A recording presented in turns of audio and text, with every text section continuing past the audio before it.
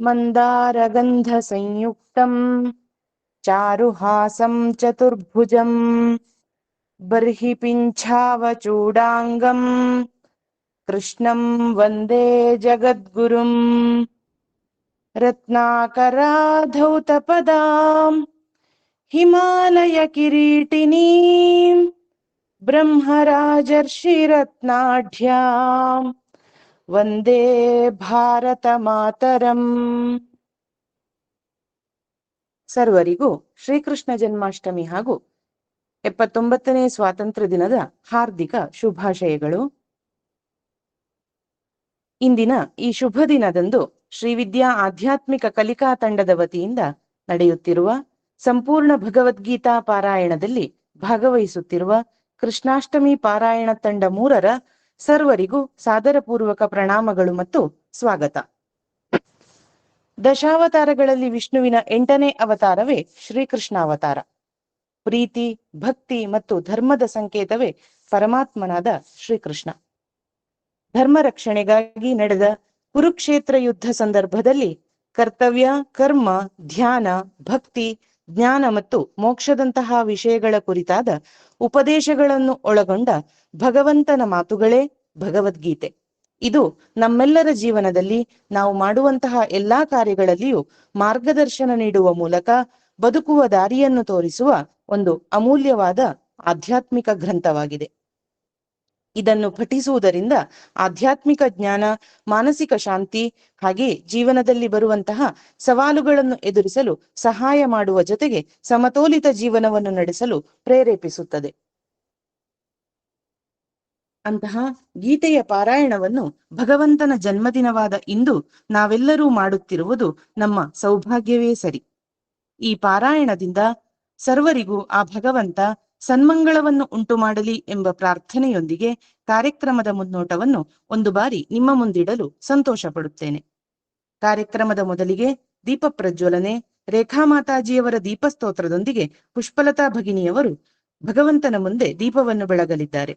ಇದೇ ಸಮಯದಲ್ಲಿ ನಾವುಗಳು ಸಹ ನಮ್ಮ ಮನೆಗಳಲ್ಲಿ ದೀಪವನ್ನು ಬೆಳಗಿ ದೀಪಕ್ಕೆ ಅರಶಿನ, ಕುಂಕುಮ, ಹೂ ಅಕ್ಷತೆಗಳನ್ನು ಸಮರ್ಪಿಸಿ ಹಣೆಗೆ ಕುಂಕುಮ ವಿರಿಸಿ ಈಗಾಗಲೇ ಪಾರಾಯಣಕ್ಕೆಂದು ಸಿದ್ಧಪಡಿಸಿದ ಆಸನದಲ್ಲಿ ಆಸೀನರಾಗೋಣ.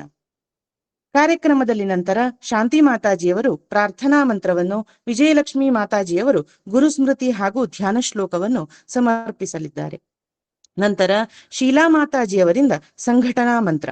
ಅದಾದ ಬಳಿಕ ಭಗವಂತ ಶ್ರೀಕೃಷ್ಣ ಮತ್ತು ಭಗವದ್ಗೀತೆಯ ಕುರಿತಾಗಿ ನಿಶಾ ಮಾತಾಜಿಯವರು ಪ್ರಾಸ್ತಾವಿಕ ಮಾತುಗಳನ್ನಾಡಲಿದ್ದಾರೆ.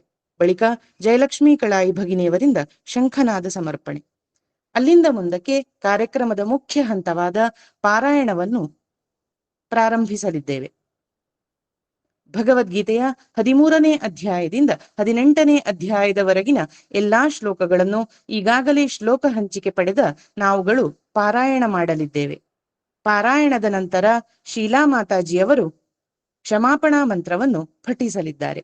ಬಳಿಕ ವಾಣಿ ಮಾತಾಜಿಯವರ ಆರತಿ ಹಾಡಿನೊಂದಿಗೆ ಪುಷ್ಪಲತಾ ಭಗಿನಿಯವರು ಭಗವಾನ್ ಕೃಷ್ಣ ಮತ್ತು ಭಗವದ್ಗೀತೆಗೆ ಆರತಿಯನ್ನು ಬೆಳಗಲಿದ್ದಾರೆ. ಆನಂತರ ಸ್ವಾತಿ ಮಾತಾಜಿಯವರಿಂದ ಭಜನಾ ಸೇವೆ. ಕೊನೆಯಲ್ಲಿ ಶಾಂತಿ ಮಾತಾಜಿಯವರ ಶಾಂತಿ ಮಂತ್ರದೊಂದಿಗೆ ಶ್ರೀಕೃಷ್ಣಾಷ್ಟಮಿ ವಿಶೇಷವಾಗಿ ನಡೆಸಿದ ಭಗವದ್ಗೀತಾ ಪಾರಾಯಣ ಸಮಾಪ್ತಿಗೊಳ್ಳಲಿದೆ. ಈ ಎಲ್ಲಾ ಕಾರ್ಯಕ್ರಮಗಳು ನಡೆಯುವಾಗ ಭಾಗವಹಿಸುವವರು ಅವರವರ ಸರದಿ ಬಂದಾಗ ಮಾತ್ರವೇ ತಮ್ಮ ಆಡಿಯೋ ವಿಡಿಯೋವನ್ನು ತೆರೆದಿಟ್ಟು ಆ ನಂತರದಲ್ಲಿ ನಾವೆಲ್ಲರೂ ನಮ್ಮ ನಮ್ಮ ಆಡಿಯೋ ಮತ್ತು ವಿಡಿಯೋಗಳು ತೆರೆದಿರದಂತೆ ಗಮನ ಹರಿಸೋಣ. ಹರಿ ಓಂ. ಇದೀಗ ಕಾರ್ಯಕ್ರಮದಲ್ಲಿ ಮೊದಲಿಗೆ ದೀಪ ಪ್ರಜ್ವಲನೆ ನಡೆಸಿಕೊಡಲಿದ್ದಾರೆ ರೇಖಾ ಮಾತಾಜಿ ಮತ್ತು ಪುಷ್ಪಲತಾ ಭಗಿನಿ ಇವರು. ಕಿಂ ಜ್ಯೋತಿಸ್ತವ ಭಾನುಮಾನಃ ನಿಮೇ ರಾತ್ರೌ ಪ್ರದೀಪಾದಿಕಂ ಸ್ಯಾದೇವಂ ರವಿದೀಪದರ್ಶನವಿಧೌ ಕಿಂ ಜ್ಯೋತಿರಾಖ್ಯಾಹಿ ಮೇ ಚಕ್ಷುಸ್ತಸ್ಯ ನಿಮೀಲನಾದಿ ಸಮಯೇ ಕಿಂ ಧಿಯೋ ದರ್ಶನೆ ಕಿಂ ತತ್ರಾಹಮತೋ ಭವಾನ್ ಪರಮಕಂ ಜ್ಯೋತಿಸ್ತದಸ್ಮೇ ಪ್ರಭೋ किं तत्राहमतो भवान् परमकम् ज्योतिस्तदस्मे प्रभो दीपज्योति परब्रह्मा दीपज्योति जनार्दनः दीपो हरति पापानि प्रभादीपं नमोऽस्तुते प्रभादीपं नमोऽस्तुते शुभं करोतु कल्याणम् आरोग्यं गुणसम्पदः शत्रुबुद्धिविनाशाय दीपज्योतिर्नमोऽस्तुते दीपज्योतिर्नमोऽस्तुते दीपमूले स्थितो ब्रह्मा दीपमध्ये जनार्दनः दीपाग्रे शङ्करः प्रोक्तः प्रभाज्योतिर्नमोऽस्तुते प्रभाज्योतिर्नमोऽस्तुते आत्मज्योतिः प्रदीप्ताय ब्रह्मज्योतिर्नमोऽस्तुते ब्रह्मज्योतिः प्रदीप्ताय गुरुज्योतिर्नमोऽस्तुते गुरुज्योतिर्नमोऽस्तुते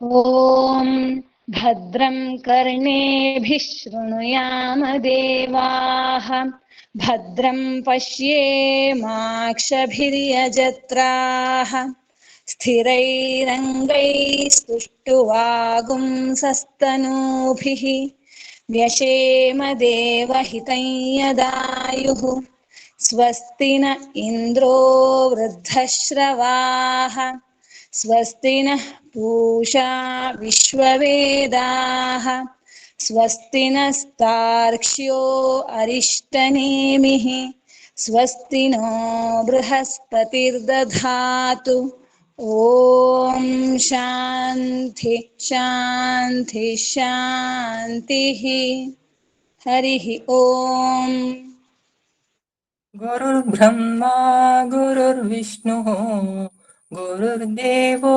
महेश्वरः गुरुः साक्षात् परब्रह्म तस्मै श्रीगुरवे नमः वसुदेवसुतं देवं कंसचाणूरमर्दनं देवकी परमानन्दं कृष्णं वन्दे जगद्गुरुम् ॐ सङ्गच्छध्वं संवदध्वं संवो मनासि जानतां देवा भागै यथा पूर्वे सञ्जानाना उपासते समानो मन्त्रः समितिः समानी समानं मनः सह चित्तमेषां समानं मन्त्रमभिमन्त्रयेवः समानेन वो जुहोमि समानीव आकूतिः समाना हृदयानि वः समानमस्तु वो मनो यथा वस्तु सहासति ॐ ಶಾಂತಿ ಶಾಂತಿ ಶಾಂತಿಃ. ಕೃಷ್ಣಾಷ್ಟಮಿ ಪಾರಾಯಣದ 3ನೇ ಗುಂಪು ಕಲಿಕಾರ್ಥಿಗಳಿಗೆ ಹಾಗೂ ಮಾತಾಜಿಯವರಿಗೂ ನಮಿಸುತ್ತಾ ಎಲ್ಲರಿಗೂ 79ನೆಯ ಸ್ವಾತಂತ್ರ್ಯ ದಿನಾಚರಣೆ ಹಾಗೂ ಶ್ರೀಕೃಷ್ಣ ಜನ್ಮಾಷ್ಟಮಿಯ ಶುಭಾಶಯಗಳು. ಇಂದು ದೇಶವು ಬ್ರಿಟಿಷರ ಆಡಳಿತದಿಂದ ಬಿಡುಗಡೆ ಹೊಂದಿ ಸ್ವತಂತ್ರವಾದಂತಹ ದಿನ. ದುಷ್ಟರನ್ನು ಸಂಹರಿಸಿ ಸಜ್ಜನರನ್ನು ಕಾಪಾಡಲು ಭಗವಂತ ಅವತರಿಸಿದ ಪುಣ್ಯ ದಿನ ಶ್ರೀಕೃಷ್ಣ ಜನ್ಮಾಷ್ಟಮಿ ಕೂಡ ಇವತ್ತೇ. ಆಚರಣೆಯಲ್ಲಿ ವ್ಯತ್ಯಾಸವಿದೆ. ಭಗವಂತನ ನುಡಿಯಾದ ಯದಾ ಯದಾ ಹಿ ಧರ್ಮಸ್ಯ ಗ್ಲಾನಿರ್ಭವತಿ ಭಾರತ ಅಭ್ಯುತ್ಥಾನಮಧರ್ಮಸ್ಯ ತದಾತ್ಮಾನಂ ಸೃಜಾಮ್ಯಹಂ ಪರಿತ್ರಾಣಾಯ ಸಾಧೂನಾಂ ವಿನಾಶಾಯ ಚ ದುಷ್ಕೃತಾಂ ಧರ್ಮ ಸಂಸ್ಥಾಪನಾರ್ಥಾಯ ಸಂಭವಾಮಿ ಯುಗೇ ಯುಗೇ. ಯಾವಾಗ ಧರ್ಮದ ಅವನತಿಯಾಗುತ್ತದೋ ಅಧರ್ಮದ ಉನ್ನತಿಯಾಗುತ್ತದೋ ಆಗ ನಾನು ಅವತರಿಸುತ್ತೇನೆ. ಸಾಧುಗಳನ್ನು ರಕ್ಷಿಸಲು, ದುಷ್ಟರನ್ನು ನಾಶ ಮಾಡಲು ಮತ್ತು ಧರ್ಮವನ್ನು ಸ್ಥಾಪಿಸಲು ಪ್ರತಿ ಯುಗದಲ್ಲೂ ನಾನು ಅವತರಿಸುತ್ತೇನೆ ಎಂದು ಶ್ರೀಕೃಷ್ಣ ಪರಮಾತ್ಮ ಹೇಳಿದ್ದಾನೆ. ಈ ಪ್ರಕಾರವಾಗಿ ಶ್ರೀಕೃಷ್ಣನ ಅವತಾರವಾಗುತ್ತದೆ. ಭಗವಂತನ ಕಥೆಯನ್ನು ಹೇಳಿದರೆ ತುಂಬಾ ವಿಸ್ತಾರವಾಗಿದೆ. ನಾನು ಭಾಗವತದ ಏಕಶ್ಲೋಕಿಯ ಮೂಲಕ ಸಂಕ್ಷಿಪ್ತವಾಗಿ ಈ ಕಥೆಯನ್ನು ಹೇಳಲು ಇಚ್ಛಿಸುತ್ತೇನೆ. ಆದೌ ದೇವಕಿ ದೇವಿ ಗರ್ಭಜನನಂ ಗೋಪೀ ಗೃಹೇ ವರ್ಧನಂ ಮಾಯಾಪೂತನಿ ಜೀವಿತಾಪಹರಣಂ ಗೋವರ್ಧನೋದ್ಧಾರಣಂ ಕಂಸಚ್ಛೇದನ ಕೌರವಾದಿಹನನಂ ಕುಂತೀಸುತಪಾಲನಂ ಏತದ್ಭಾಗವತ ಪುರಾಣ ಕಥಿತಂ ಶ್ರೀಕೃಷ್ಣ ಲೀಲಾಮೃತಂ. ದೇವಕಿ ವಸುದೇವನ ಮಗನಾಗಿ ಶ್ರೀಕೃಷ್ಣ ಜನಿಸುತ್ತಾನೆ. ದೇವಕಿಯ ಅಣ್ಣನಾದ ಕಂಸನು ದೇವಕಿಯ 8ನೇ ಗರ್ಭದಲ್ಲಿ ಜನಿಸುವ ಮಗನಿಂದ ತನಗೆ ಮರಣ ಎಂಬ ಅಶರೀರವಾಣಿಯಿಂದ ಅವನು ಕ್ರೋಧಗೊಂಡು ದೇವಕಿ ಮತ್ತು ವಸುದೇವನನ್ನ ಸೆರೆಯಲ್ಲಿಡುತ್ತಾನೆ. ದೇವಕಿಗೆ ಜನಿಸಿದಂತಹ 6 ಮಕ್ಕಳನ್ನು ಕೂಡ ಸಂಹಾರ ಮಾಡುತ್ತಾನೆ. 7ನೆಯ ಮಗು ಮಾಯೆಯ ಮೂಲಕ ರೋಹಿಣಿಯ ಗರ್ಭದಲ್ಲಿ ಜನಿಸುತ್ತದೆ. ಅಂದ್ರೆ ವಸುದೇವನ ಪತ್ನಿ ರೋಹಿಣಿ, ಅವನೇ ಬಲರಾಮ. 8ನೆಯ ಗರ್ಭದಲ್ಲಿ ಜನಿಸಿದ ಶ್ರೀಕೃಷ್ಣ ಜನಿಸುವ ಮೊದಲೇ ತನ್ನನ್ನು ನಂದ ಗೋಕುಲದಲ್ಲಿ ಬಿಟ್ಟು ಅಲ್ಲಿರುವಂತಹ ಮಗುವನ್ನು ತರುವಂತೆ ವಸುದೇವನ ಹತ್ರ ಹೇಳ್ತಾನೆ. ಶ್ರೀಕೃಷ್ಣ ನಂದ ಗೋಕುಲದಲ್ಲಿ ನಂದಗೋಪ ಯಶೋದೆಯ ಮಗನಾಗಿ ಬೆಳೆಯುತ್ತಾನೆ. ಇಲ್ಲಿ ವಸುದೇವ ತಂದಂತಹ 8ನೆಯ ಮಗುವನ್ನ ಕಂಸ ಕೊಲ್ಲಿಕ್ಕೆ ಬರ್ತಾನೆ. ಆ ರೀತಿ ಅವನು ಕೊಲ್ಲಿಕ್ಕೆ ಬಂದಂತ ಸಂದರ್ಭದಲ್ಲಿ ಅದು ಮಾಯೆ ಅಥವಾ ದುರ್ಗೆಯಾಗಿ ಕಾಣಿಸಿಕೊಂಡು ಕಂಸನಿಗೆ ಹೇಳ್ತಾಳೆ, ಕಂಸ, ನಿನ್ನನ್ನು ಕೊಲ್ಲುವವನು ಗೋಕುಲದಲ್ಲಿದ್ದಾನೆ ಎಂದು ಎಚ್ಚರಿಸ್ತಾಳೆ. ಇದನ್ನು ಕೇಳಿದಂತಹ ಕಂಸ ತನ್ನ ಸಹಚರರಾದಂತಹ ಶಕಟಾಸುರ, ಧೇನುಕಾಸುರ, ಪೂತನಿ ಮೊದಲಾದ ಹಲವು ದೈತ್ಯರನ್ನ ಗೋಕುಲಕ್ಕೆ ಕಳಿಸ್ತಾನೆ. ಶ್ರೀಕೃಷ್ಣನನ್ನ ಕೊಲ್ಲಲು ಸೂಚಿಸ್ತಾನೆ. ಅವರೆಲ್ಲರನ್ನು ಶ್ರೀಕೃಷ್ಣ ಸಂಹರಿಸ್ತಾನೆ. ಗೋಪಾಲಕನಾಗಿ ಗೋಕುಲದಲ್ಲಿ ಶ್ರೀಕೃಷ್ಣ ಬೆಳೀತಾ ಹೋಗ್ತಾನೆ.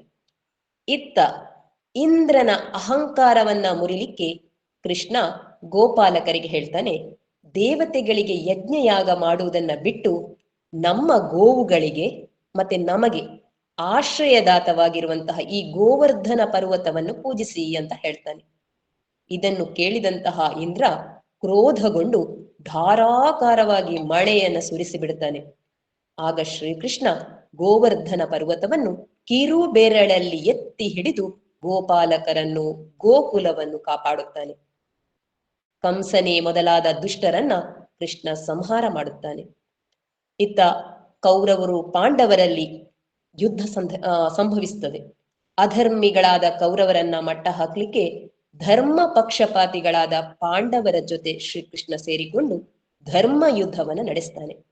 ಧರ್ಮೋ ರಕ್ಷತಿ ರಕ್ಷಿತಃ ಎನ್ನುವ ಮಾತಿನ ಪ್ರಕಾರ ಅಧರ್ಮಿಗಳಾದ ಕೌರವರ ನಾಶವಾಗ್ತದೆ. ಪಾಂಡವರು ಯುದ್ಧವನ್ನು ಗೆದ್ದು ರಾಜ್ಯವನ್ನು ಪಡೆದು ಸುಖವಾಗಿರ್ತಾರೆ. ಇದಕ್ಕೆಲ್ಲ ಶ್ರೀಕೃಷ್ಣನೇ ಕಾರಣನಾಗುತ್ತಾನೆ. ಯಾದವ ಕುಲ ನಾಶವಾಗಲಿ ಎಂಬ ಗಾಂಧಾರಿಯ ಶಾಪದ ಹಾಗೆ ಯಾದವ ಕುಲ ತಮ್ಮೊಳಗೆ ಜಗಳವಾಡಿಕೊಂಡು ಹೊಡೆದಾಡಿಕೊಂಡು ನಾಶವಾಗಿ ಬಿಡ್ತಾರೆ. ಬೇಡನೊಬ್ಬನು ಯೋಗ ಸಮಾಧಿಯಲ್ಲಿ ಮಲಗಿದ್ದ ಕೃಷ್ಣನ ಪಾದವನ್ನ ಪಕ್ಷಿ ಎಂದುಕೊಂಡು ತಿಳಿದುಕೊಂಡು ಬಾಣ ಬಿಡ್ತಾನೆ. ಅದನ್ನೇ ನೆಪವಾಗಿಟ್ಟುಕೊಂಡು ಶ್ರೀಕೃಷ್ಣ ಶರೀರವನ್ನ ತ್ಯಜಿಸಿ ಬಿಡ್ತಾನೆ. ಇದೇ ಶ್ರೀಕೃಷ್ಣನ ಲೀಲಾಮೃತವನ್ನು ಒಳಗೊಂಡಂತಹ ಭಾಗವತದ ಸಾರಾಂಶ. ಈ ಎಲ್ಲ ವಿಷಯವನ್ನು ಕೇಳುವಾಗ ನಮಗೆ ಅನಿಸ್ತದೆ ಶ್ರೀಕೃಷ್ಣನ ಜೀವನ ನಮಗೆ ಅನೇಕ ಪಾಠಗಳನ್ನು ಹೇಳಿಕೊಡ್ತದೆ. ಅವನು ತನ್ನ ಜೀವನದುದ್ದಕ್ಕೂ ಹಲವಾರು ವಿಷಯಗಳನ್ನು ಕಲಿಸ್ತಾ ಹೋಗ್ತಾನೆ. ರಾಜ್ಯಗಳನ್ನು ಗೆಲ್ತಾನೆ, ಆದರೆ ತಾನು ರಾಜನಾಗುವುದಿಲ್ಲ. ಉಗ್ರಸೇನನ ಉದಾಹರಣೆ ಇರಬಹುದು. ಕಂಸನನ್ನು ನಾಶ ಮಾಡಿ ಉಗ್ರಸೇನನಿಗೆ ಪಟ್ಟವನ್ನು ಕಟ್ತಾನೆ. ಧರ್ಮರಾಯನಿಗೆ ಪಟ್ಟವನ್ನು ಕಟ್ತಾನೆ. ಅಂದ್ರೆ ಪಾಂಡವರು ಯುದ್ಧದಲ್ಲಿ ಕೌರವರನ್ನ ಸೋಲಿಸಿ ಅಲ್ಲಿ ಧರ್ಮರಾಯನಿಗೆ ಪಟ್ಟವನ್ನ ಕಟ್ತಾರೆ. ಬಿಟ್ಟು ತಾನು ರಾಜನಾಗುವುದಿಲ್ಲ ಶ್ರೀಕೃಷ್ಣ. ಎಲ್ಲಾ ಯುದ್ಧದಲ್ಲೂ ಶ್ರೀಕೃಷ್ಣನ ಪ್ರಮುಖ ಪಾತ್ರ ಇರ್ತದೆ. ಈ ರೀತಿಯಾಗಿ ತನ್ನ ಕರ್ತವ್ಯವನ್ನಷ್ಟೇ ಮಾಡ್ತಾ ಹೋಗ್ತಾನೆ.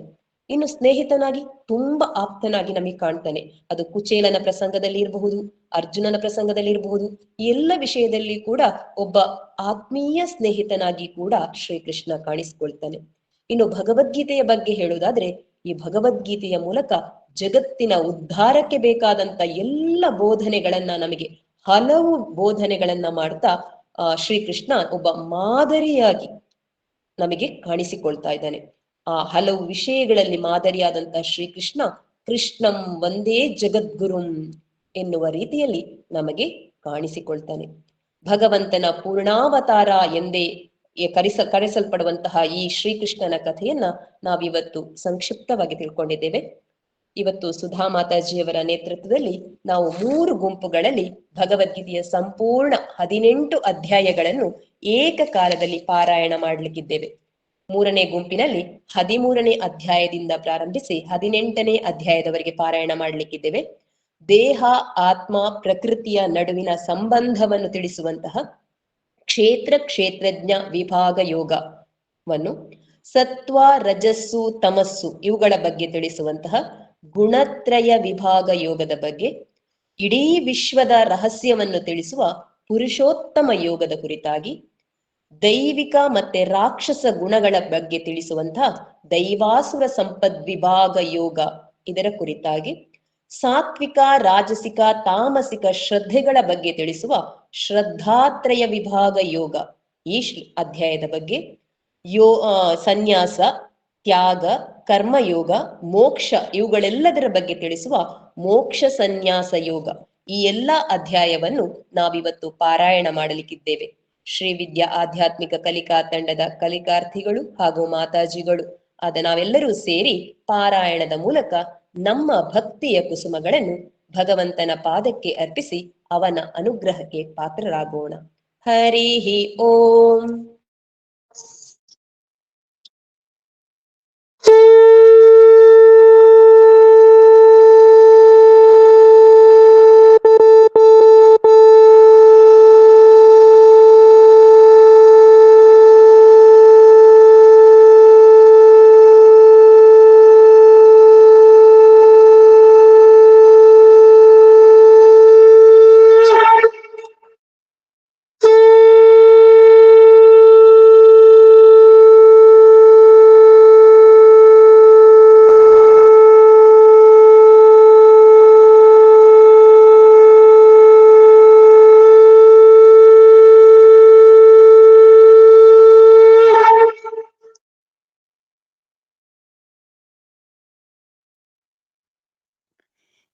ಓಂ ಶ್ರೀ ಪರಮಾತ್ಮನೇ ನಮಃ. ಶ್ರೀಮದ್ಭಗವದ್ಗೀತಾ ಅಥ ತ್ರಯೋದಶೋऽಧ್ಯಾಯಃ ಕ್ಷೇತ್ರಜ್ಞವಿಭಾಗಯೋಗಃ. ಶ್ರೀಭಗವಾನುವಾಚ ಇದಂ ಶರೀರಂ ಕೌಂತೆಯ ಕ್ಷೇತ್ರಮಿತ್ಯಭಿಧೀಯತೆ ಏತದ್ಯೋ ವೇತ್ತಿ तं ಪ್ರಾಹುಃ ಕ್ಷೇತ್ರಜ್ಞ ಇತಿ ತದ್ವಿದಃ. ಕ್ಷೇತ್ರಜ್ಞಂ ಚಾಪಿ ಮಾಂ ವಿದ್ಧಿ ಸರ್ವಕ್ಷೇತ್ರೇಷು ಭಾರತ.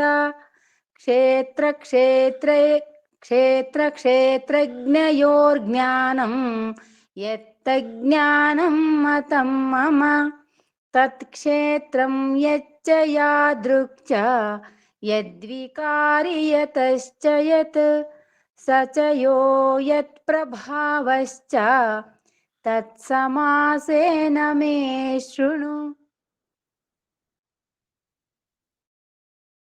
ऋषिभिर्बहुधा गीतम् छन्दोभिर्विविधैः पृथक् ब्रह्मसूत्रपदैश्चैव हेतुमद्भिर्विनिश्चितैः महाभूतान्यहङ्कारः बुद्धिरव्यक्तमेव च इन्द्रियाणि दशैकं च पञ्चचेन्द्रियगोचराः इच्छा द्वेषः सुखं दुःखं सङ्घाताश्चेतना धृतिः एतत् क्षेत्रं समासेन सविकारमुदाहृतम् अमानित्वमदम्भित्वम् अहिंसा क्षान्तिरार्जवम् आचार्योपासनं शौचं स्थैर्यमात्मविनिग्रहः इच्छा द्वेषः सुखं दुःखं सङ्घातश्चेतना धृतिः एतत् क्षेत्रं समासेन सविकारमुदाहृतम् अमानित्वमदम्भित्वम् अहिंसा क्षान्तिरार्जवम् आचार्योपासनं शौचं स्थैर्यमात्मविनिग्रहः इन्द्रियार्थेषु वैराग्यम् अनहङ्कार एव च जन्म मृत्युजरा व्याधि दुःखदोषानुदर्शनम् असक्तिरनभिष्वङ्गः पुत्रदारगृहादिषु नित्यं च समचित्तत्वम् इष्टानिष्टोपपत्तिषु मयि चानन्ययोगेन भक्तिरव्यभिचारिणी विविक्तदेशसेवित्वम् अरतिर्जनसंसदि अध्यात्मज्ञाननित्यत्वम् तत्त्वज्ञानार्थदर्शनम् एतज्ज्ञानमिति प्रोक्तम् अज्ञानं यदतोऽन्यथा ज्ञेयं यत्तत् प्रवक्ष्यामि यज्ञात्वामृतमश्नुते अनादिमत्परं ब्रह्मा न सत्तन्नासदुच्यते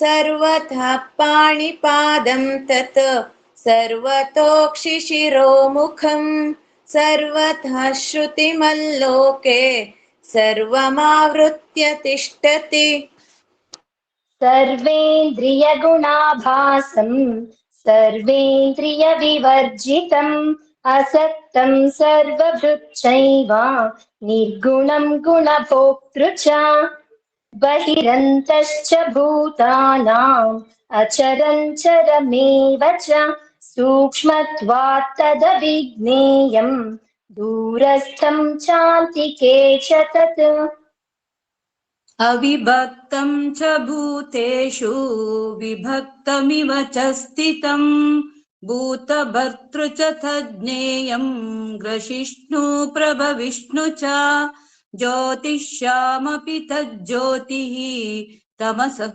परमुच्यते ज्ञानं ज्ञेयं ज्ञानगम्यं हृदि सर्वस्य विष्ठितम् इति क्षेत्रं तथा ज्ञानं ज्ञेयं चोक्तं समासतः मद्भक्त एतद्विज्ञाय मद्भावायोपपद्यते प्रकृतिं पुरुषं चैव विध्यनादि उभावपि विकारांश्च गुणांश्चैव विद्धि प्रकृतिसम्भवान्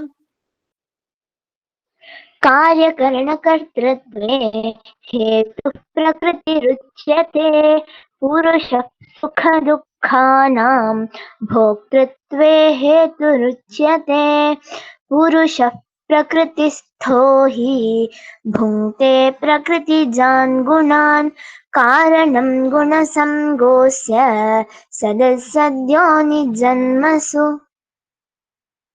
उपद्रष्टानुमन्ता च भर्ता भोक्ता महेश्वरः परमात्मेति चाप्युक्तः देहेऽस्मिन् पुरुषः परः य एवं वेत्ति पुरुषं प्रकृतिं च गुणैः सह सर्वथा वर्तमानोऽपि न स भूयोऽभिजायते ध्यानेनात्मनि पश्यन्ति केचिदात्मानमात्मना अन्ये साङ्ख्येन योगेन कर्मयोगेन चापरे अन्ये त्वेवमजानन्तः श्रुत्वान्येभ्य उपासते तेऽपि चातितरन्त्येव मृत्युं श्रुतिपरायणाः यावत् सञ्जायते किञ्चित् सत्त्वं स्थावरजङ्गमम् क्षेत्रक्षेत्रज्ञसंयोगात् तद्विद्धि भरतर्षभ समं सर्वेषु भूतेषु तिष्ठन्तं परमेश्वरं विनश्यत्स्व विनश्यन्तं यः पश्यति स पश्यति समं पश्यन् हि सर्वत्र समवस्थितमीश्वरं न हि नस्त्यात्मनात्मानं ततो याति परां गतिं प्रकृत्यैव च कर्माणि क्रियमाणानि सर्वशः यः पश्यति तथात्मानम् अकर्तारं स पश्यति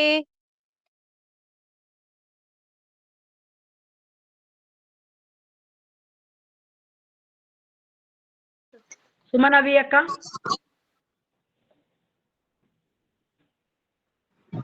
ನಾನು ಹೊರಗಡೆ ಇದ್ದೀನಿ, ನನ್ಗೆ ಹೇಳಕ್ ಆಗ್ತಾ ಇಲ್ಲ ಇವತ್ತು, ನಾಳೆ ಹೇಳ್ತೀನಿ ಅಕ್ಕ. ಯದಾ ಪೃಥಗ್ ಭಾವಂ ಐ ಮೀನ್ ಟ್ರಾವೆಲಿಂಗ್ ಸ್ಥಮನುಪಶ್ಯತಿ ತತ ಏವ ಚ ವಿಸ್ತಾರಂ ಬ್ರಹ್ಮ ಸಂಪದ್ಯತೆ ತದಾ ಅನಾದಿತ್ವಾನ್ನಿರ್ಗುಣತ್ವಾತ್ ಪರಮಾತ್ಮಾಯಮವ್ಯಯಃ ಶರೀರಸ್ಥೋಪಿ ಕೌಂತೆಯ ನ ಕರೋತಿ ನ ಲಿಪ್ಯತೆ ಯಥಾ ಸರ್ವಗತಂ ಸೌಕ್ಷ್ಮ್ಯಾತ್ ಆಕಾಶಂ ನೋಪಲಿಪ್ಯತೆ ಸರ್ವತ್ರಾವಸ್ಥಿತೋ ದೇಹೇ ತಥಾತ್ಮಾನೋಪಲಿಪ್ಯತೆ ಯಥಾ ಪ್ರಕಾಶಯತ್ಯೇಕಃ ಕೃತ್ಸ್ನಂ ಲೋಕಮಿಮಂ ರವಿಃ ಕ್ಷೇತ್ರಂ ಕ್ಷೇತ್ರೀ ತಥಾ ಕೃತ್ಸ್ನಂ ಪ್ರಕಾಶಯತಿ ಭಾರತ ಕ್ಷೇತ್ರ ಕ್ಷೇತ್ರಜ್ಞಯೋರೇವಂ ಅಂತರಂ ಜ್ಞಾನಚಕ್ಷುಷಾ ಭೂತ ಪ್ರಕೃತಿ ಮೋಕ್ಷಂ ಚ ಯೇ ವಿದುರ್ಯಾಂತಿ ತೇ ಪರಂ. ಓಂ ತತ್ಸದಿತಿ ಶ್ರೀಮದ್ಭಗವದ್ಗೀತಾಸು ಉಪನಿಷತ್ಸು ಬ್ರಹ್ಮವಿದ್ಯಾಯಾಂ ಯೋಗಶಾಸ್ತ್ರೇ ಶ್ರೀಕೃಷ್ಣಾರ್ಜುನ ಸಂವಾದೆ ಕ್ಷೇತ್ರ ಕ್ಷೇತ್ರಜ್ಞ ವಿಭಾಗಯೋಗೋ ನಾಮ ತ್ರಯೋದಶೋऽಧ್ಯಾಯಃ. ಹರಿ ಓಂ.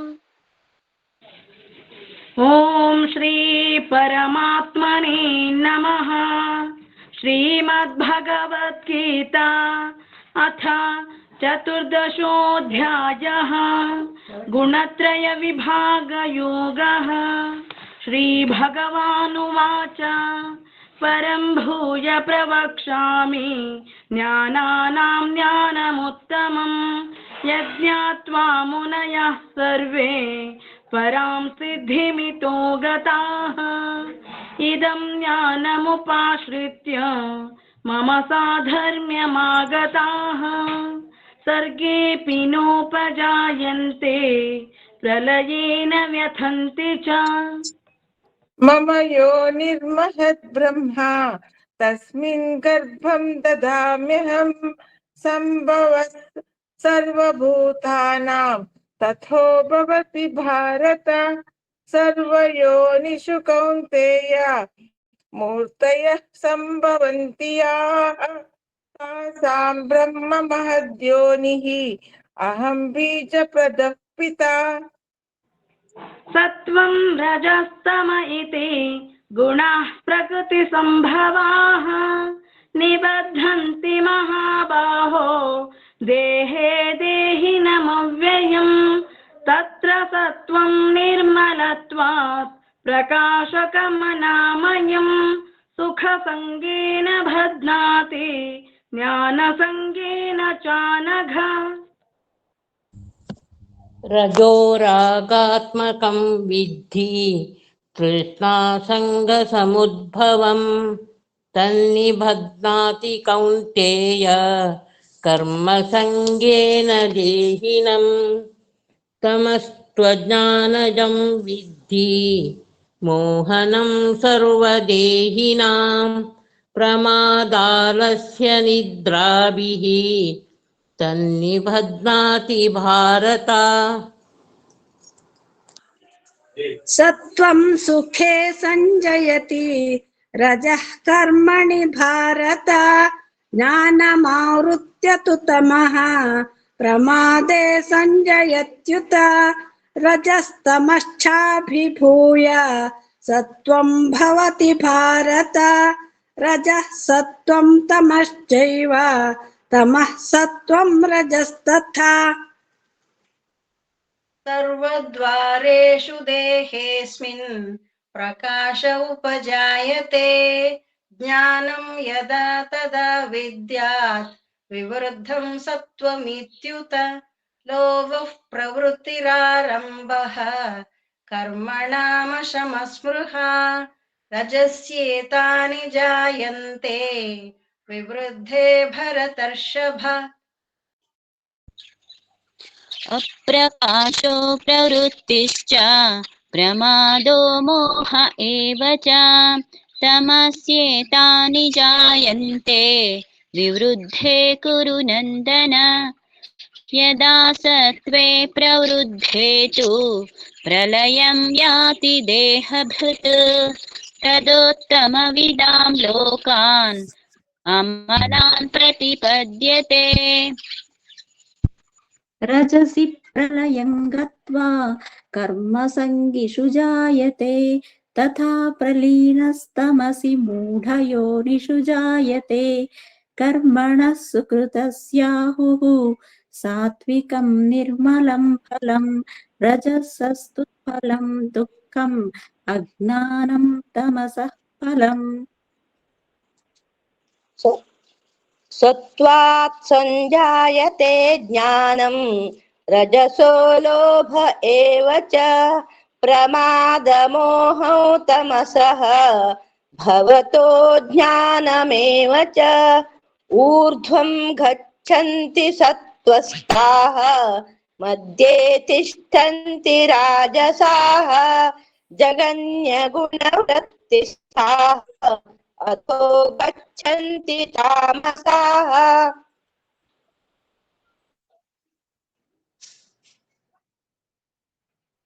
शोभा पट्टक्क। नान्यं गुणेभ्य कर्तारं यदा द्रष्टानुपश्यति गुणेभ्यश्च परं वेत्ति मद्भावं सोऽधिगच्छति गुणानेतानतीत्यत्रीन् देही देहसमुद्भवान् जन्म मृत्युजरा दुःखैः विमुक्तो मृतमश्नुते।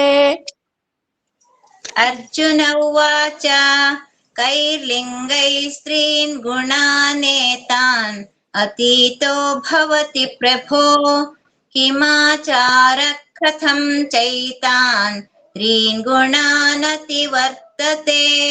श्रीभगवानुवाच प्रकाशं च प्रवृत्तिं च मोहमेव च पाण्डव न द्वेष्टि सम्प्रवृत्तानि न निवृत्तानि काङ्क्षति उदासीनवदासीनः गुणैर्यो न विचाल्यते गुणा वर्तन्त इत्येव योऽवतिष्ठति नेङ्गते समदुःखसुखस्वस्थः समलोष्टाश्मकाञ्चनः तुल्यप्रिया प्रियो धीरः तुल्यनिन्दात्मसंस्तुतिः मानापमानयोस्तुल्यः तुल्यो मित्रारिपक्षयोः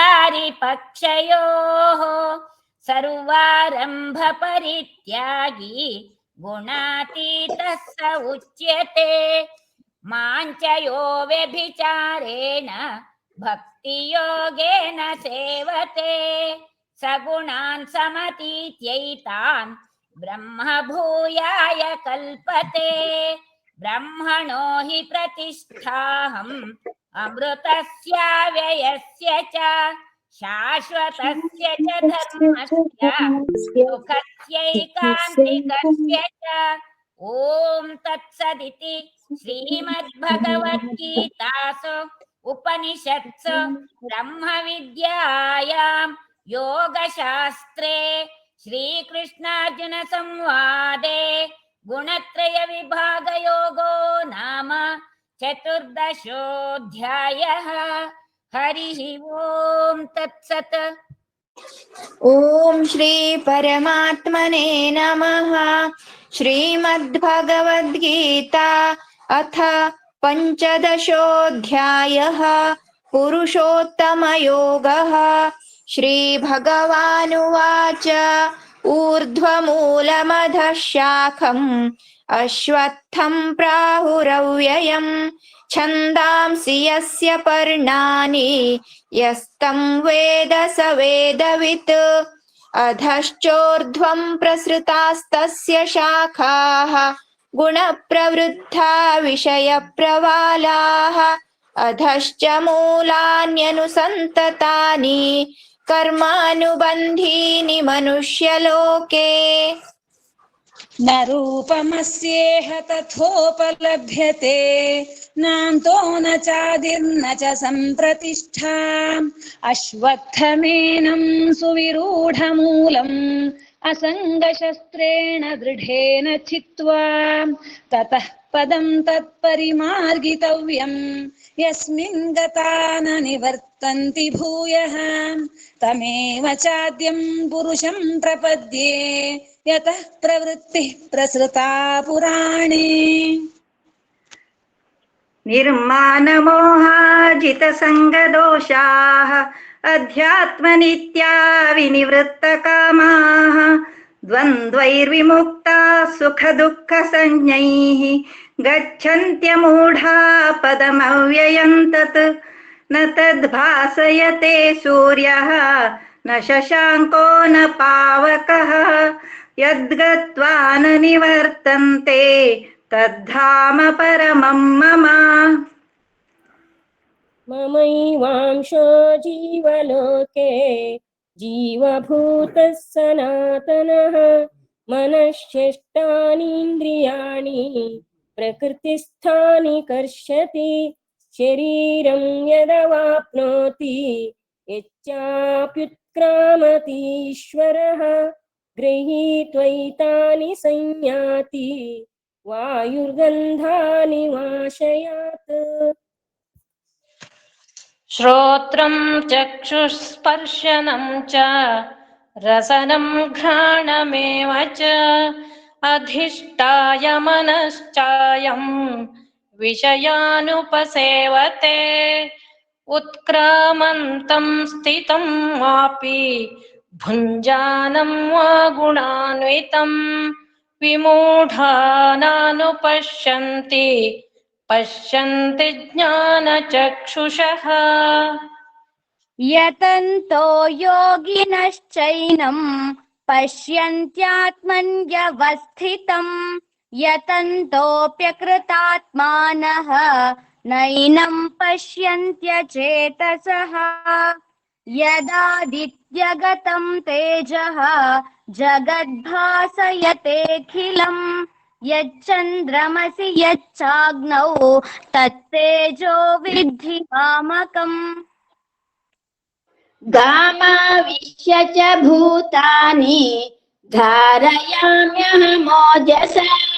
पुष्णामि चौषधी सर्वाः सोमो भूत्वा रसात्मकः अहं वैश्वानरो भूत्वा प्राणिनां देहमाश्रितः प्राणापानसमायुक्तः पचाम्यन्नं चतुर्विधम् सर्वस्य चाहं हृदि सन्निविष्टः मत्तस्मृतिर्ज्ञानमपोहनं च वेदैश्च सर्वैरहमेव वेद्यः वेदान्तकृद्वेदविदेव चाहम् द्वाविमौ पुरुषौ लोके क्षरक्षाक्षर एव च क्षरः सर्वाणि भूतानि कूटस्थोऽक्षर उच्यते उत्तमः पुरुषस्त्वन्यः परमात्मेतु दारुतः यो लोकत्रयमाविश्य बिभर्तव्यय ईश्वरः यस्माक्षरमतीतोऽहम् अक्षरादपि चोत्तमः अतोऽस्मि लोके वेदे च प्रथितः पुरुषोत्तमः यो मामेवमसम्मूढः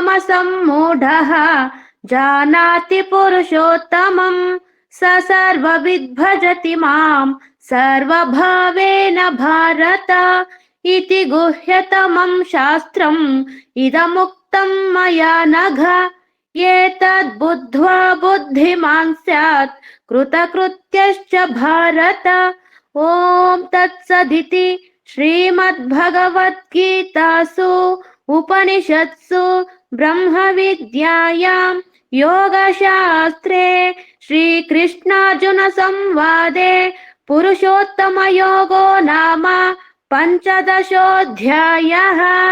हरिः ॐ तत्सत्। ॐ श्री परमात्मने नमः। श्रीमद्भगवद्गीता अथ षोडशोऽध्यायः दैवासुरसम्पद्विभागयोगः।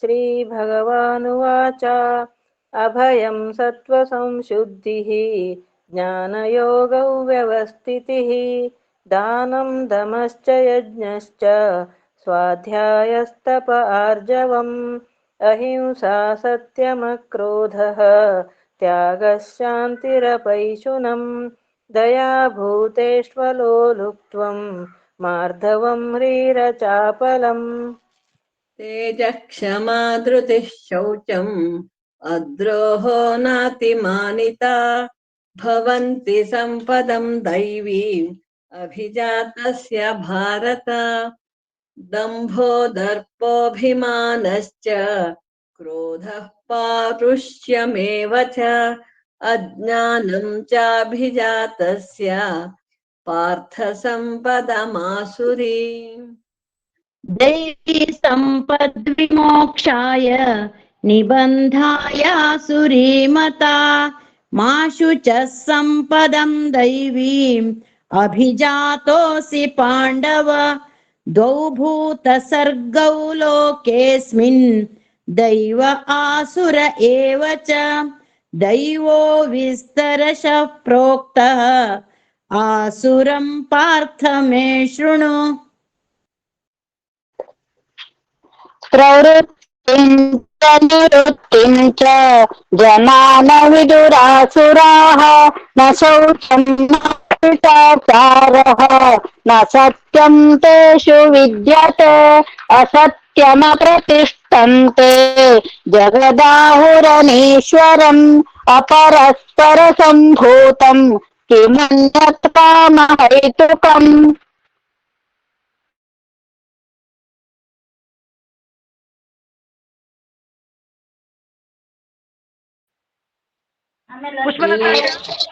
ಪುಷ್ಪಲತಾ ಅಕ್ಕ, ಪುಷ್ಪಲತಾ ಬೆಂಗಳೂರು, ನಿಶಾ ಅಕ್ಕ.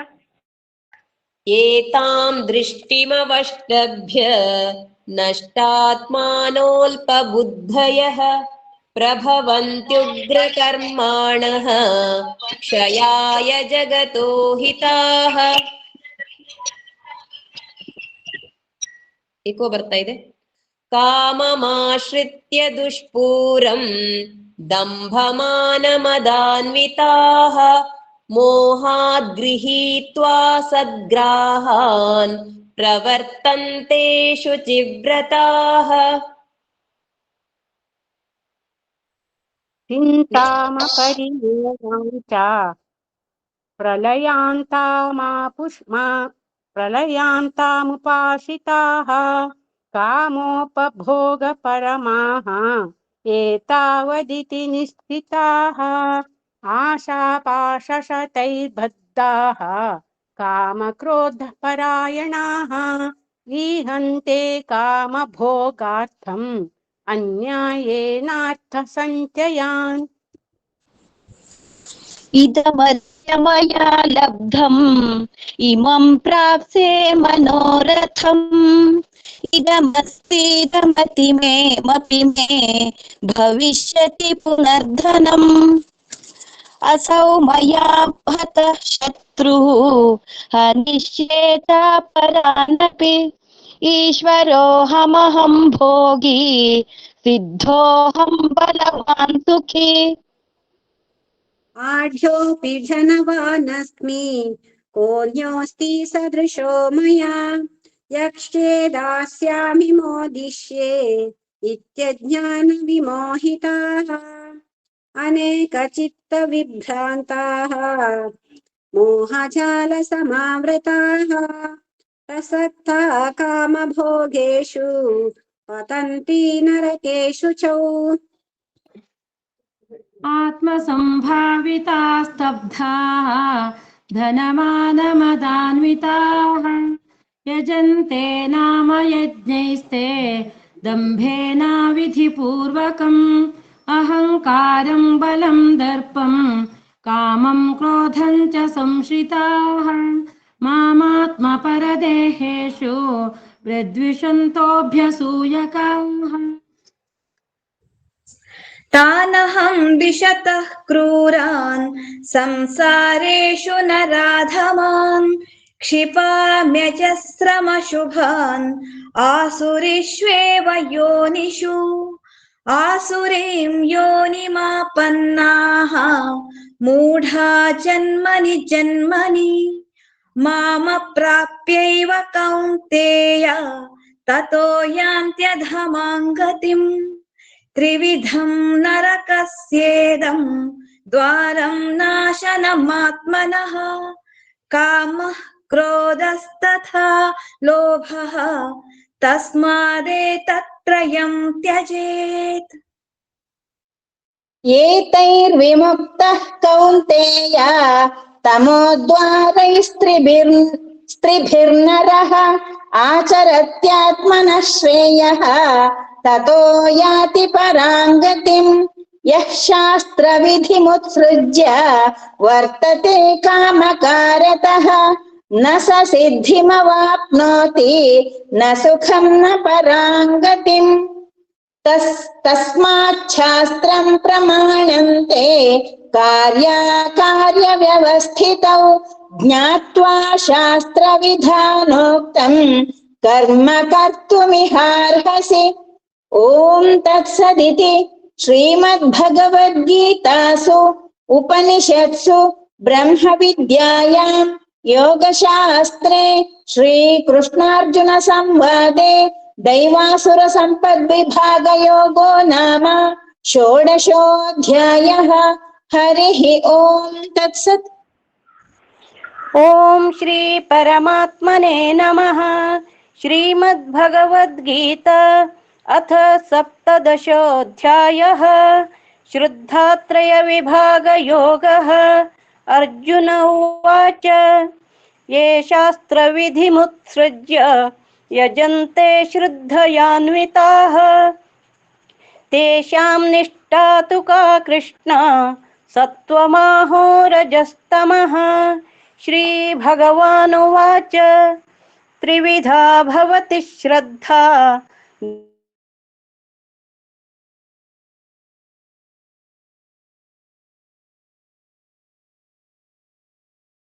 सीताका सीताका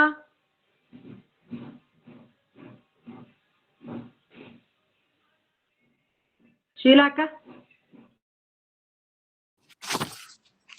अर्जुन उवाच ये शास्त्रविधिमुत्सृज्य यजन्ते श्रद्धयान्विताः स्वभावज सात्विकी तेषां निष्ठा तु का कृष्ण सत्त्वमाहो रजस्तमः। श्रीभगवानुवाच त्रिविधा भवति श्रद्धा देहिनां सा स्वभावजा सात्विकी राजसी चैव तामसी चेति तां शृणु। सत्त्वानुरूपा सर्वस्य श्रद्धा भवति भारत श्रद्धामयोऽयं पुरुषः यो यच्छ्रद्धः स एव सः। यजन्ते सात्विका देवान् यक्षरक्षांसि राजसाः प्रेतान् भूतगणाश्चान्ये यजन्ते तामसा जनाः अशास्त्रविहितं घोरं तप्यन्ते ये तपो जनाः दम्भाहङ्कारसंयुक्ताः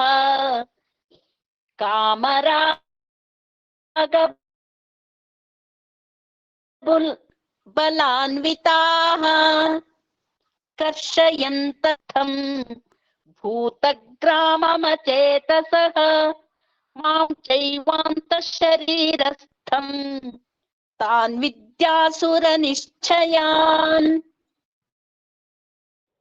आहारस्त्वपि सर्वस्य त्रिविधो भवति प्रियः यज्ञस्तपस्तथा दानं तेषां भेदमिमं शृणु।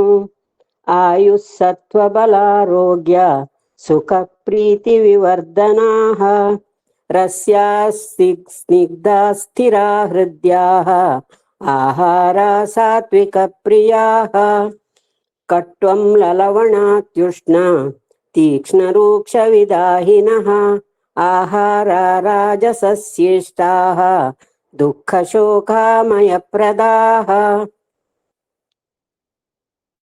यातयामं गतरसं पूतिपर्युषितं च यत् उच्छिष्टमपि चामेध्यं भोजनं तामसप्रियम् अफलाकाङ्क्षिभिर्यज्ञः विधिदृष्टो य युज्यते यष्टव्यमेवेति मनः समाधाय स सात्विकः अभिसन्धाय तु फलं दम्भार्थमपि चैव यत् युज्यते भरतश्रेष्ठ तं यज्ञं विद्धि राजसम्।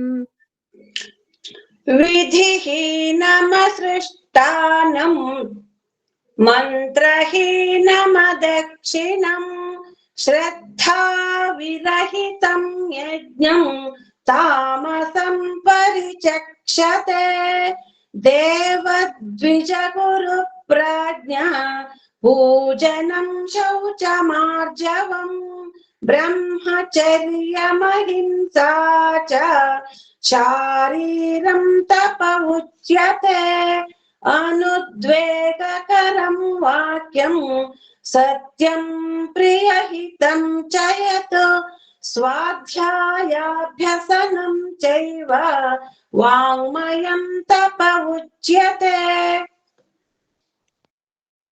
मनः प्रसादः सौम्यत्वं मौनमात्मविनिग्रहः भावसंशुद्धिरित्येतत् तपो मानसमुच्यते श्रद्धया परया तप्तं तपस्तत्त्रिविधं नरैः अफलाकाङ्क्षिभिर्युक्तैः सात्विकं परिचक्षते सत्कारमानपूजार्थं तपोदम्भेन चैव यत् क्रियते तदिह प्रोक्तं राजसं चलमुद्ध्रुवम्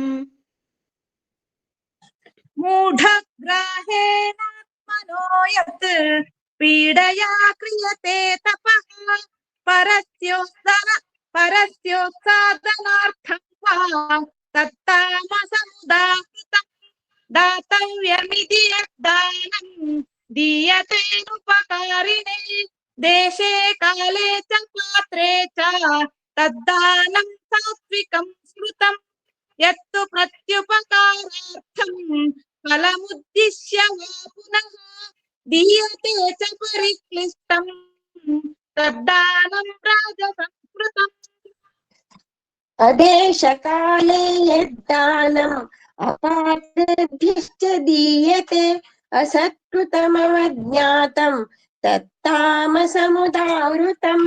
ॐ तत्सदिति निर्देशः ब्रह्मणस्त्रिविधः स्मृतः ब्राह्मणास्तेन वेदाश्च यज्ञाश्च विहिताः पुरा। तस्मादोमित्युदाहृत्यः यज्ञदानतपः क्रियाः प्रवर्तन्ते विधानोक्ताः सततं ब्रह्मवादिनां तदित्यनभिसन्धाय फलं यज्ञतपः क्रियाः दानक्रियाश्च विविधाः क्रियन्ते मोक्षकाङ्क्षिभिः। सद्भावे साधुभावे च सदित्येतत् प्रयुज्यते प्रशस्ते कर्मणि तथा सच्छब्दः पार्थयुज्यते यज्ञे तपसि दाने च स्थितिः सदिति चोच्यते कर्म चैव तदर्थीयं सदित्येवाभिधीयते अश्रद्धयाहुतं दत्तं तपस्तप्तं कृतं च यत् असदित्युच्यते पार्थ न च तत्प्रेत्य नो इह।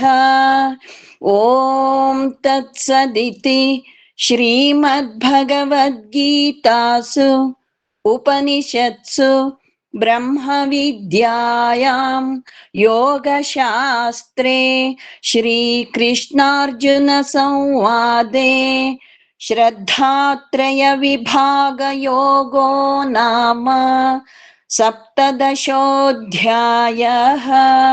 हरिः ॐ तत्सत्।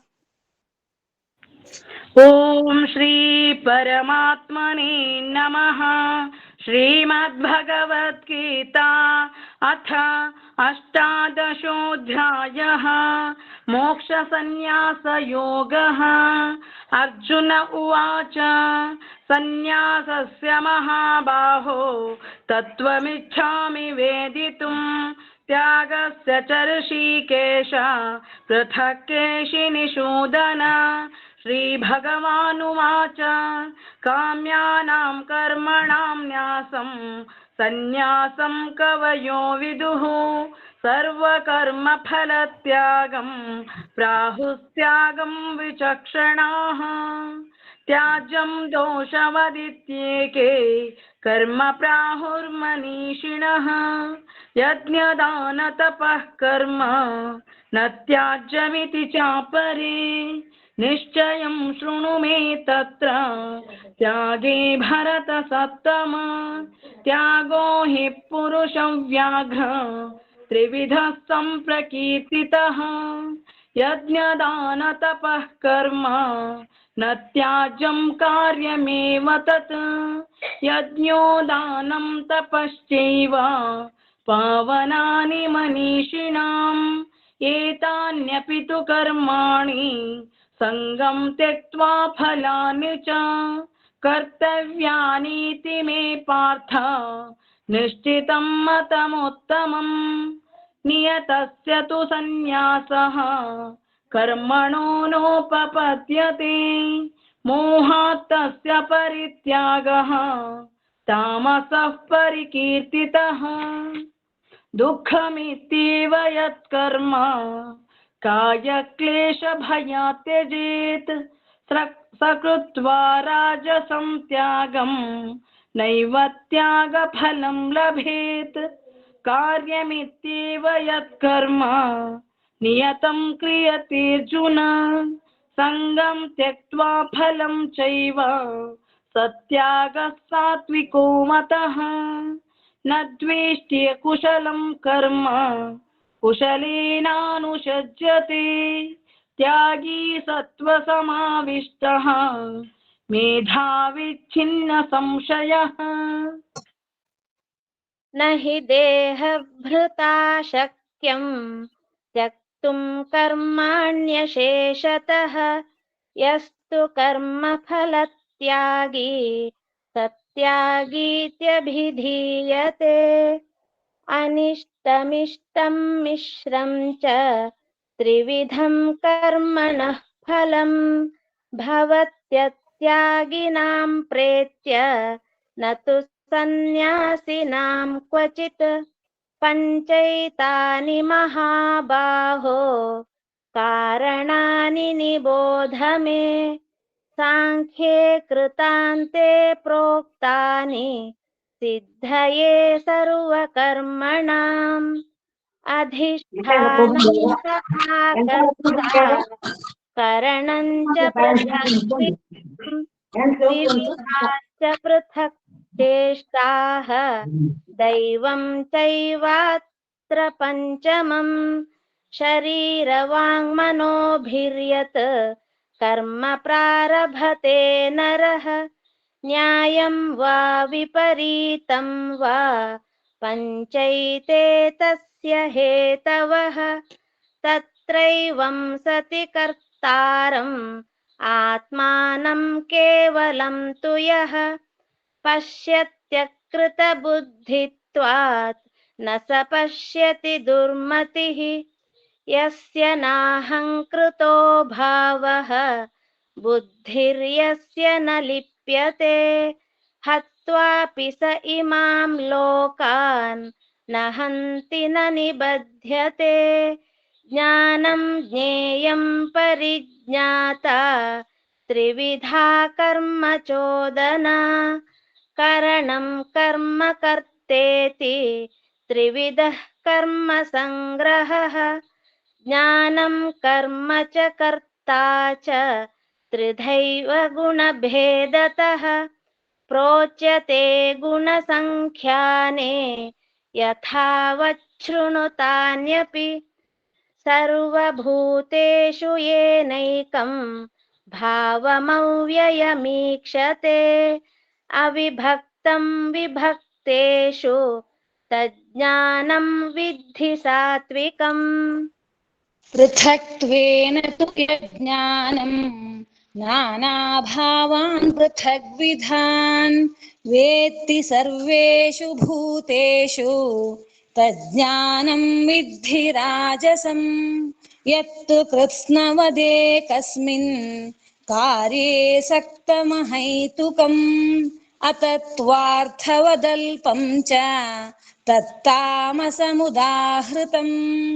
नियतं सङ्गरहितम् अरागद्वेषतः कृतम् अफलप्रेप्सुना कर्म यत्तत् सात्विकमुच्यते यत्तु कामेप्सुना कर्म साहङ्कारेण वा पुनः क्रियते बहुलायासं तद्राजसमुदाहृतम् अनुबन्धं क्षयं हिंसाम् अनवेक्ष्य च पौरुषं मोहादारभ्यते कर्म यत्तत्तामसमुच्यते मुक्तसङ्गो नहं वादी धृत्युत्साहसमन्वितः सिद्ध्यसिद्ध्योर्निर्विकारः कर्ता सात्विक उच्यते रागी कर्मफलप्रेप्सुः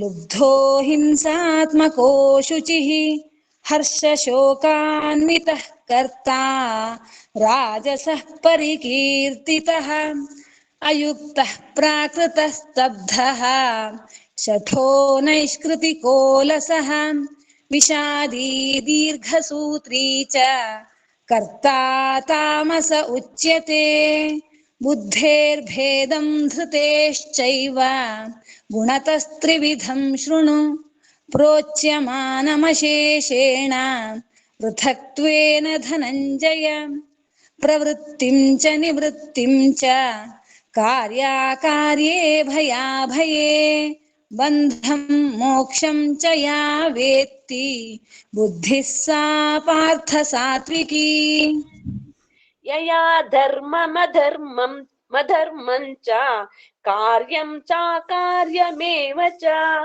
अयथावत् प्रजानाति बुद्धिः सा पार्थ राजसी अधर्मं धर्ममिति या मन्यते तमसावृता सर्वार्थान् विपरीतांश्च बुद्धिः सा पार्थ तामसी धृत्या यया धारयते मनः प्राणेन्द्रियक्रियाः योगेनाव्यभिचारिण्या धृतिः सा पार्थ सात्विकी यया तु धर्मकामार्थान् धृत्या धारयते अर्जुन प्रसङ्गेन फलाकाङ्क्षी धृतिः सा पार्थ राजसी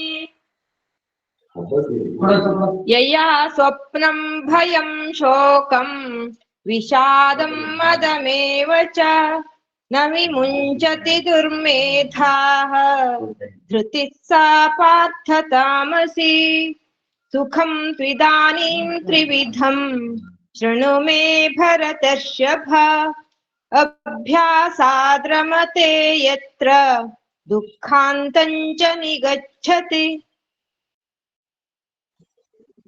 यत्तदग्रे विषमिव परिणामे मृतोपमम् तत्सुखं सात्विकं प्रोक्तम् आत्मबुद्धिप्रसादजम् विषयेन्द्रियसंयोगात् यत्तदग्रे मृतोपमम् परिणामे विषमिव तत्सुखं राजसं स्मृतम् यदग्रे चानुबन्धे च सुखं मोहनमात्मनः निद्रालस्य प्रमादोत्थं तत्तामसमुदाहृतम् न तदस्ति पृथिव्यां वा दिवि देवेषु वा पुनः सत्त्वं प्रकृतिर्मुक्तं यदेभिः स्यात् त्रिभिर्गुणैः ब्राह्मणक्षत्रियविशां शूद्राणां च परन्तप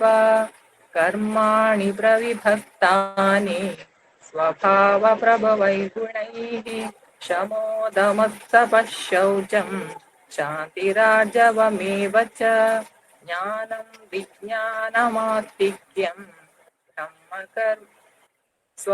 ब्रह्मकर्म स्वभावजम् शौर्यं तेजो धृतिर्दाक्ष्यं युद्धे चाप्यपलायनं दानमीश्वरभावश्च शास्त्रं कर्म स्वभावजं कृषिगौरक्ष्य वाणिज्यं वैश्यकर्म स्वभावजं परिचर्यात्मकं कर्म शूद्रस्यापि स्वभावजं स्वे स्वे कर्मण्यभिरतः संसिद्धिं लभते नरः स्वकर्मनिरतः सिद्धिं यथा विन्दति तच्छृणु यतः प्रवृत्तिर्भूतानां येन सर्वमिदं ततं स्वकर्मणा तमभ्यर्च्य सिद्धिं विन्दति मानवः श्रेयान् स्वधर्मो विगुणः परधर्मा स्वनुष्ठितात् स्वभावनियतं कर्म कुर्वन्नाप्नोति किल्बिषम् सहजं कर्म कौन्तेय सदोषमपि न त्यजेत् सर्वारम्भा हि दोषेण धूमेनाग्निरिवावृताः असक्तबुद्धिः सर्वत्र जितात्मा विगतस्पृहः नैष्कर्म्यसिद्धिं परमां सन्न्यासेनाधिगच्छति सिद्धिं प्राप्तो यथा ब्रह्म तथाप्नोति निबोध मे समासेनैव कौन्तेय निष्ठा ज्ञानस्य या परा बुद्ध्या विशुद्धया युक्तः धृत्यात्मानं नियम्य च शब्दादीन् विषयांस् त्यक्त्वा रागद्वेषौ युधस्य च विविक्तसेवी लघ्वाशी यत वाक्कायमानसः ध्यानयोगपरो नित्यं वैराग्यं समुपाश्रितः अहङ्कारं बलं दर्पं कामं क्रोधं परिग्रहं विमुच्य निर्ममः शान्तः ब्रह्मभूयाय कल्पते ब्रह्मभूतः प्रसन्नात्मा न शोचति न काङ्क्षति समः सर्वेषु भूतेषु मद्भक्तिं लभते पराम् भक्त्या मामभिजानाति यावान्यश्चास्मि तत्त्वतः ततो मां तत्त्वतो ज्ञात्वा विशते तदनन्तरम् सर्वकर्माण्यपि सदा कुर्वाणो मद्व्यपाश्रयः मत्प्रसादादवाप्नोति शाश्वतं पदमव्ययम् चेतसा सर्वकर्माणि मयि सन्न्यस्य मत्परः बुद्धियोगमुपाश्रित्य मच्चित्तः सततं भव मच्चित्तः सर्वदुर्गाणि मत्प्रसादात् तरिष्यसि अथ चेत्त्वमहङ्कारात् न श्रोष्यसि विनङ्क्ष्यसि यदहङ्कारमाश्रित्य न योत्स्य इति मन्यसे मिथ्यैष व्यवसायस्ते प्रकृतिस्त्वां नियोक्ष्यति स्वभावजेन कौन्तेय निबद्धस्वेन कर्मणा कर्तुं नेच्छसि यन्मोहात् करिष्यस्य वशोऽपि तत् ईश्वरः सर्वभूतानां हृद्देशेऽर्जुन तिष्ठति भ्रामयन् सर्वभूतानि यन्त्रारूढानि मायया तमेव शरणं गच्छ सर्वभावेन भारत तत्प्रसादात् परां शान्तिं स्थानं प्राप्स्यसि शाश्वतम् इति ते ज्ञानमाख्यातम् गुह्याद्गुह्यतरं मया विमृश्यैतदशेषेण यथेच्छसि तथा कुरु सर्वगुह्यतमं भूयः शृणु मे परमं वचः इष्टोऽसि मे दृढमिति ततो वक्ष्यामि ते हितम् मन्मना भव मद्भक्तः मद्याजी मां नमस्कुरु मामे वैष्यसि सत्यं ते प्रतिजाने प्रियोऽसि मे सर्वधर्मान् परित्यज्य मामेकं शरणं व्रज अहं त्वा सर्वपापेभ्यः मोक्षयिष्यामि मा शुचः इदं ते नातपस्काय नाभक्ताय कदाचन न चाशुश्रूषवे वाच्यं न च मां योऽभ्यसूयति य इमं परमं गुह्यं मद्भक्तेष्वभिधास्यति भक्तिं मयि परां कृत्वा मामे वैष्यत्य संशयः। न च तस्मान्मनुष्येषु कश्चिन्मे प्रियकृत्तमः भविता न च मे तस्मात् अन्यः प्रियतरो भुवि अध्येष्यते च य इमं धर्म्यं संवादमावयोः ज्ञानयज्ञेन तेनाहम् इष्टः स्यामिति मे मतिः श्रद्धावाननसूयश्च शृणुयादपि यो नरः सोऽपि मुक्तः शुभान् लोकान् प्राप्नुयात् पुण्यकर्मणाम् कच्चिदेतत् श्रुतं पार्थ त्वयैकाग्रेण चेतसा कच्चिदज्ञानसम्मोहः प्रनष्टस्ते धनञ्जय। अर्जुन उवाच नष्टो मोहः स्मृतिर्लब्धा त्वत्प्रसादान्मयाच्युत स्थितोऽस्मि गतसन्देहः करिष्ये वचनं तव। सञ्जय उवाच इत्यहं वासुदेवस्य पार्थस्य च महात्मनः संवादमिममश्रौषम् अद्भुतं रोमहर्षणम् व्यासप्रसादात् श्रुतवान् एतद्गुह्यमहं परम् योगं योगेश्वरात् कृष्णात् साक्षात् कथयतः स्वयं राजन् संस्मृत्य संवादमिममद्भुतम् केशवार्जुनयोः पुण्यं हृष्यामि च मुहुर्मुहुः तच्च संस्मृत्य रूपमत्यद्भुतं हरेः विस्मयो मे महान् राजन् हृष्यामि च पुनः पुनः यत्र योगेश्वरः कृष्णः यत्र पार्थो धनुर्धरः तत्र श्रीर्विजयो भूतिः ध्रुवा नीतिर्मतिर्मम। ॐ तत्सदिति श्रीमद्भगवद्गीतासु उपनिषत्सु ब्रह्मविद्यायां योगशास्त्रे श्रीकृष्णार्जुन संवादे मोक्षसंन्यासयोगो नाम अष्टादशोऽध्यायः।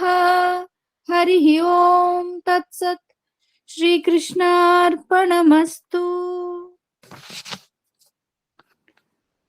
विसर्गबिन्दुमात्राणि पदपादाक्षराणि च न्यूनानि चातिरिक्तानि क्षमस्व पुरुषोत्तम।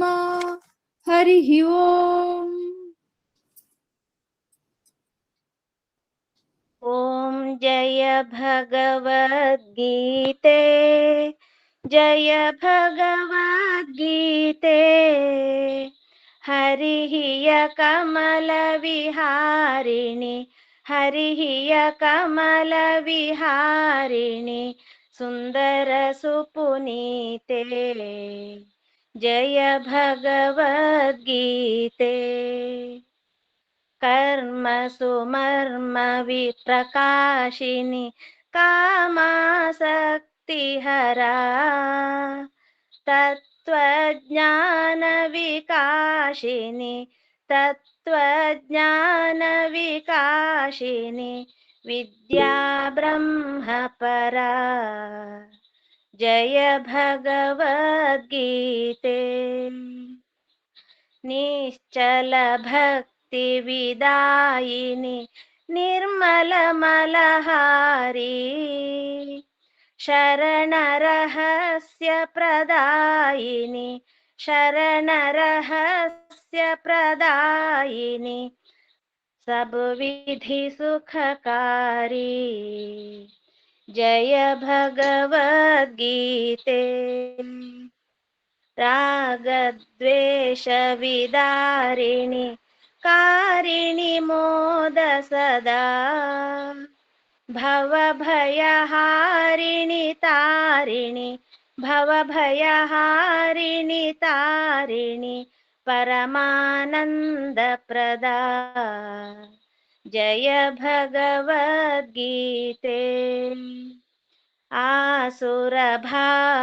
आसुरभावविनाशिनि नाशिनि तमरजनी दैवी सद्गुणदायिनि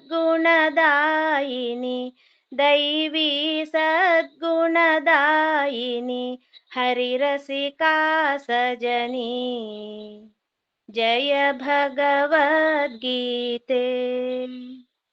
समता त्याग सिखावनी हरिमुख की वाणी सकल शास्त्र की स्वामिनी सकल शास्त्र की स्वामिनी श्रुतियों की रानी जय भगवद्गीते दया सुधा बरसावनी मातु कृपा की जय हरिपद प्रेम दान कर हरिपद प्रेम दान कर अपनों कर ली जय जय भगवद्गीते ओम जय भगवद्गीते जय भगवद्गीते हरिः कमल विहारिणि हरिः कमल विहारिणि सुंदर सुपुनीते जय भगवद्गीते जय भगवद्गीते जय भगवद्गीते हरि ओम ಉಡುಪಿಯ ಕಂಡೀರ ಉಡುಪಿಯ ಕೃಷ್ಣನ ಕಂಡೀರ ಉಡುಪಿಯ ಕಂಡೀರ ಉಡುಪಿಯ ಕೃಷ್ಣನ ಕಂಡೀರ ಕೃಷ್ಣನ ಕಂಡೀರ ಕೃಷ್ಣನ ಕಂಡೀರ ಕೃಷ್ಣನ ಉಡುಪಿಯ ಕಂಡೀರ ಉಡುಪಿಯ ಕಂಡೀರ ಉಡುಪಿಯ ಕೃಷ್ಣನ ಕಂಡೀರ ಉಡುಪಿಯ ಕಂಡೀರ ಉಡುಪಿಯ ಕೃಷ್ಣನ ಕಂಡೀರ ಜಗದೊಡೆಯ ಬಂದ ಉಡುಪಿಯಲಿ ನಿಂದ ಪಡುಗಡಲ ತಾರೆಯಿಂದ ಜಗದೊಡೆಯ ಬಂದ ಉಡುಪಿಯಲಿ ನಿಂದ ಪಡುಗಡಲ ತಾರೆಯಿಂದ ಮಿಗಿಲುಂಟೆ ಚಂದ ಕಣ್ಗಳಾನಂದ ಆನಂದ ಕಂದನಿಂದ ದ್ವಾರಕೆಯ ವಾಸ ಓ ಋಷಿಕೇಶ ಸಾಕೆನಿಸಿತೇನೋ ಈಶಾ ವಾರಿಯಲಿ ಬಂದೆ ದಾರಿಯಲಿ ನಿಂದೆ ನೀ ದಾಟಿ ದೇಶ ದೇಶ ಉಡುಪಿಯ ಕಂಡೀರ ಉಡುಪಿಯ ಕೃಷ್ಣನ ಕಂಡೀರ ಉಡುಪಿಯ ಕಂಡೀರ ಉಡುಪಿಯ ಕೃಷ್ಣನ ಕಂಡೀರ ಕಡಗೋಲು ಕೈಯ ಕಡು ನೀಲಿ ಮೈಯ ಈ ಬಾಲ ರೂಪ ಕಂಡು ಕಡಗೋಲು ಕೈಯ ಕಡು ನೀಲಿ ಮೈಯ ಈ ಬಾಲ ರೂಪ ಕಂಡು ಕೊಡಮಡದ ಶಿರವೋ ಜೋಡಿಸದ ಕರವೋ ಬರಿ ಹುಲ್ಲು ಮಣ್ಣುದುಂದು ಆ ಮುಗುಳು ನಗೆಗೆ ಆ ನಿಂತ ಬಗೆಗೆ ಮರುಳಾದಳಂತೆ ಗೋಪಿ ಶ್ರೀಮಧ್ವಗೊಲಿದ ಕೃಷ್ಣನನೆ ಗೆಲಿದ ವೆಗ್ಗಳದ ನಾಡು ಉಡುಪಿ ಉಡುಪಿಯ ಕಂಡೀರ ಉಡುಪಿಯ ಕೃಷ್ಣನ ಕಂಡೀರ ಉಡುಪಿಯ ಕಂಡೀರ ಉಡುಪಿಯ ಕೃಷ್ಣನ ಕಂಡೀರ ಪಡುಗಡಲ ತೀರದಿಂದೆದ್ದು ಬಾರ ಕಡೆಗೋಲು ಹಗ್ಗ ಹಿಡಿದು ಪಡುಗಡಲ ತೀರದಿಂದೆದ್ದು ಬಾರ ಕಡೆಗೋಲು ಹಗ್ಗ ಹಿಡಿದು ಬಿಡುಗಡೆಯ ದಾರಿ ಭಕ್ತರಿಗೆ ತೋರಿ ನಮ್ಮೆದೆಯ ಬೆಣ್ಣೆ ಕಡೆದು ಆನಂದ ತೀರ್ಥರಿ ಕರೆಗೆ ಪಾರ್ಥ ಸಾರಥಿಯು ಕರಗಿ ಬಂದು ತಾನಿಂತ ಕಲ್ಲಿನೊಳಗಿಂದ ಇಲ್ಲಿ ವೈಕುಂಠವನ್ನೇ ತಂದು ಉಡುಪಿಯ ಕಂಡೀರ ಉಡುಪಿಯ ಕೃಷ್ಣನ ಕಂಡೀರ ಉಡುಪಿಯ ಕಂಡೀರ ಉಡುಪಿಯ ಕೃಷ್ಣನ ಕಂಡೀರ ಕೃಷ್ಣನ ಕಂಡೀರ ಕೃಷ್ಣನ ಕಂಡೀರ ಕೃಷ್ಣನ ಉಡುಪಿಯ ಕಂಡೀರ ಉಡುಪಿಯ ಕಂಡೀರ ಉಡುಪಿಯ ಕೃಷ್ಣನ ಕಂಡೀರ ಉಡುಪಿಯ ಕಂಡೀರ ಉಡುಪಿಯ ಕೃಷ್ಣನ ಕಂಡೀರ ಉಡುಪಿಯ ಕೃಷ್ಣನ ಕಂಡೀರ ಹರಿ ಓಂ. ಓಂ ಸರ್ವೇ ಭವಂತು ಸುಖಿನಃ ಸರ್ವೇ ಸಂತು ನಿರಾಮಯಾಃ ಸರ್ವೇ ಭದ್ರಾಣಿ ಪಶ್ಯಂತು ಮಾ ಕಶ್ಚಿತ್ ದುಃಖಭಾಗ್ ಭವೇತ್. ಓಂ ಶಾಂತಿ ಶಾಂತಿ ಶಾಂತಿ. ಹರಿ ಓಂ. ಪಾರಾಯಣದಲ್ಲಿ ಭಾಗವಹಿಸಿದ ಎಲ್ಲರಿಗೂ ಅನಂತಾನಂತ ಧನ್ಯವಾದಗಳು.